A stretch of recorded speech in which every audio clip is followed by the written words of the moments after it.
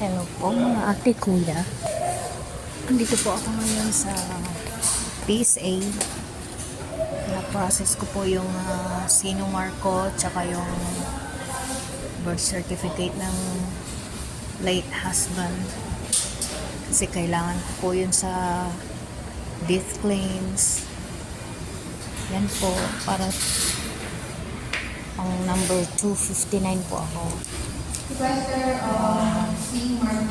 Para po sa kaalaman ng lahat, ang pagkuha po ng Sinumar is 210, 155 naman po sa birth certificate, death certificate, marriage contract.